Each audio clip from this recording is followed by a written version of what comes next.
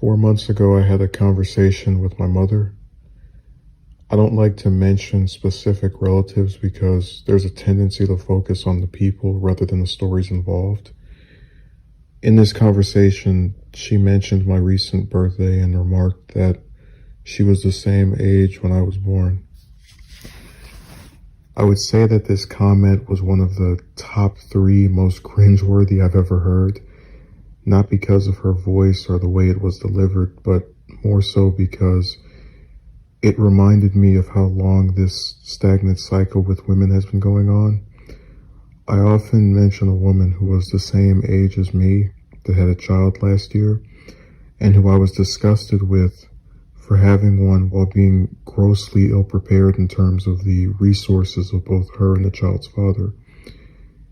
When I mentioned this to the lady lacking logic, she defended her on several fronts and expressed sympathy, specifically speculating that she had trauma in her background and even comparing the situation to a teen pregnancy.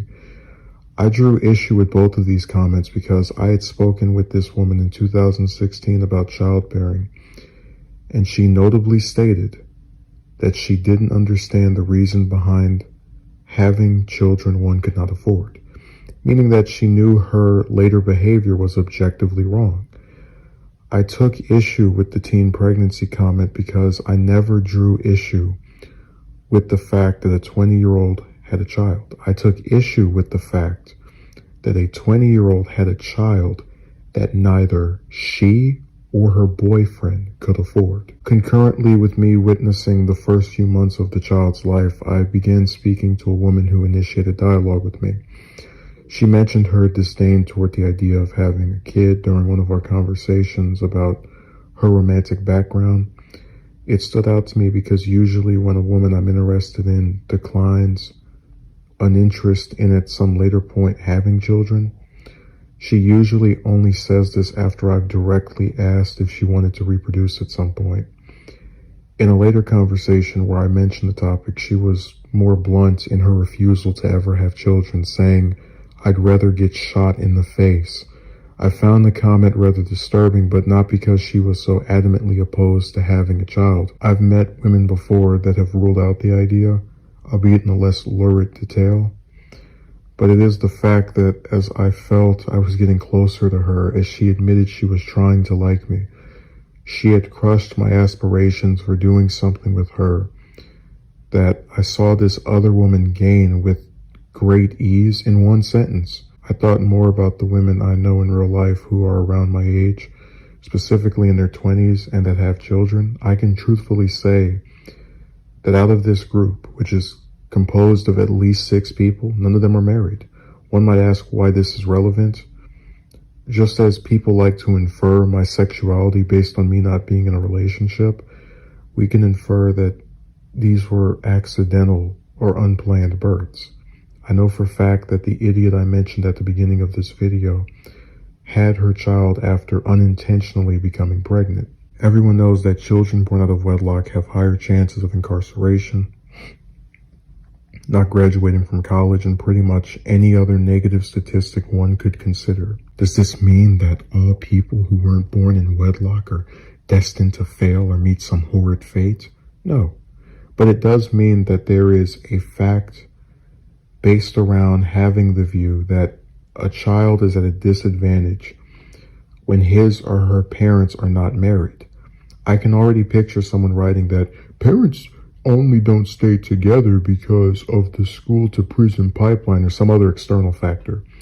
If you want to have a discussion on the things that cause couples to not stay together, I'm willing to have that conversation and admit its nuances. But here's the reality. When a man and a woman are laying in a bed, the only 2 people responsible for if they are going to have unprotected sex is themselves. I focused on the clown with the baby because in 2016 we had the conversation where she stated her confusion as to why people have children they cannot afford, and this was something she looked down on. So this wasn't some innocent little girl who didn't know what she was doing when she hopped in the bed without rubber for the 90th time with her boyfriend.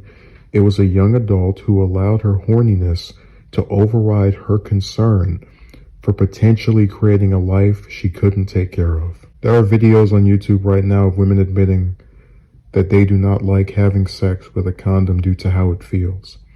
I would humbly ask that people drop this idea that these people are unaware of the risk involved with their unprotected intercourse.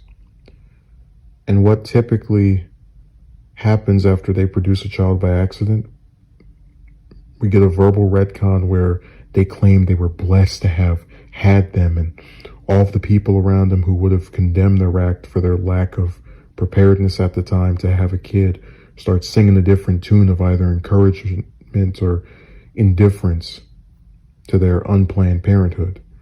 And the reason for this is not because the new parents have stepped up to the plate or greatly matured since the bimbo found out she was pregnant. Rather, it is because people are selective with what I term sustained disgust. If I came online, put up a video mocking various women for their appearances with their pictures and names included, I would likely spend the foreseeable future getting comments rebuking me for speaking in such a disparaging way toward a group of people who had never bothered me. If this same outrage persists for years, it's an example of sustained disgust. When I saw the same adults who belittled the clown I mentioned earlier behind her back after discovering she was pregnant suddenly shift to being friendly and endearing to her each time she came around, I was grossed out as I realized they did not have sustained disgust, and instead were merely grandstanding when they pretended to be so upset by her decision. I have shown her sustained disgust because I cannot, nor can I ever, support a lifestyle of purposely putting yourself in a situation where you ruin a person's life before it even begins, through not giving it the opportunities that only a planned pregnancy backed by a stable couple with consistent resources could ensure. While I do hate the characterization of adult women as not knowing any better when they pop out these kids they can't afford, the only person who truly is innocent in all of this is the child, who had no role in creating his or herself. It is a selfish thing to have sex with someone without a condom if you are not willing to take care of the potential child that comes from such a union. And the same selfishness is a fatal flaw in these parents after the child is born. One of the reasons that kids born out of wedlock have lower success rates is because of a lack of sacrifices on the part of the parents. I've seen these parents think they're great because they take their kid to school or help with homework or feed them, but listen to their rhetoric. A lot of them will talk about the need for a higher education, which we know in the U.S. often cost thousands of dollars, but you don't see this same group saving for their child's future. There are circumstances such as high rent that I will concede can cause this, but the chances of that being mitigated are increased if the parents are married and paying for it through both of their jobs. So when I see one of these single parents complaining about how much things cost, I can only refer back to their earlier selfishness of producing a kid with someone that they were too horny to not screw before they married. And this is where my ideals so sharply contrast with my contemporaries. I try to exercise as much foresight as I can, which is based around my experiences. So when I keep approaching women to where the number became one that was no lower than 60 plus rejections over a 9-year period, I saw the writing on the wall and stopped bothering with them for the most part. That's why in the instances since where I've been approached, which are far few and in between, probably couldn't count them on one hand, I'm not surprised when it doesn't work out because the woman thinks I'm not good enough to go on a date. But foresight should be used during a relationship as well. I often mention the one girlfriend I had as the biggest gold digger in U.S. history. In the sole week of our relationship, she asked for money at least 10 times, if not more. If she could ask so prolifically in such a short span of time, one could deduce that this would have persisted into the second week and beyond if I hadn't terminated the relationship. You still have people who try to convince me that My time will come that after getting rejected in 2011, 12, 13, 14, 15, 16, not giving a damn after 17, trying once in 18, wanting to rip my hair out in 19, and still not giving a damn in 20, there will be some magical woman that comes around who I will find beautiful and smart and will have totally been worth a near decade of being turned down every time, barring a week-long affair with a gold digger. And to that I say, there's a time and place for everything. No one would go up to a 40-year-old rapper who just put out his debut album and say, "You finally did it." They would say something like, "Wow, it really took you that long to get started?" A person who gets their first acting role at 50 isn't going to be told about their long, bright career. So why do I keep getting these condescending remarks about my past experiences with both wanting a family and concurrently being denied a date over and over, somehow not being precognition that what's been going on for years, constant rejections outside of a gold digger, is going to persist?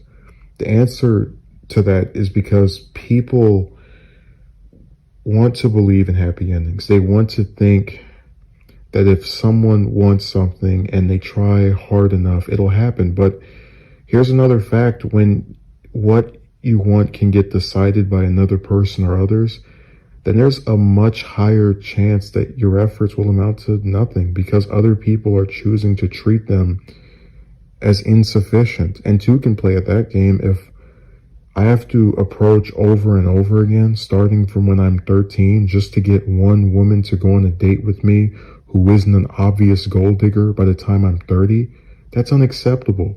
If I can't have a kid until I'm 40 because that's when women magically start caring about intelligence and planning, that's unacceptable.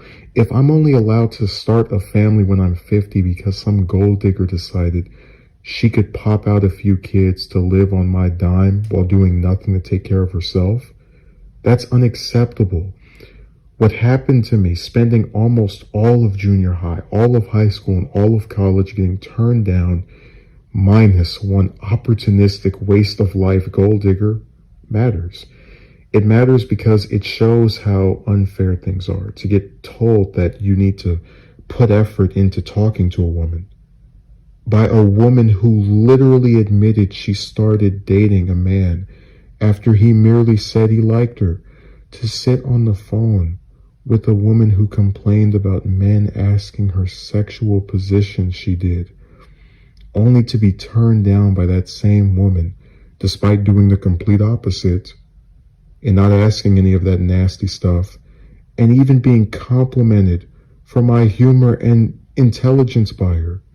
To talk to a woman who said she wasn't interested in me, despite saying I was physically attractive, smart, and funny. All of those things happened while I watched a woman the same age as myself never have to approach a single man to get a date, be able to curse the man out repeatedly while they were in a relationship, have him pay for her over and over again, despite her doing nothing for him other than spreading her legs, and then have a child with him while both of them are poor and apparently too stupid to know what a condom is. And people wonder why I dislike those in my proximity so much. Their child does not deserve the difficulty that I am very confident it will have throughout its life due to not having the proper steps taken ahead of its birth. And I don't believe I deserved to get turned down more times than I could count. It's funny how people will attribute a lack of confidence to my unsuccessful pursuits, but I wouldn't be able to speak so fiercely in opposition to the activities of my contemporaries when it comes to romance if I was truly unconfident. So in conclusion, I think it was unfair how my love life turned out compared to that dingbat with the baby.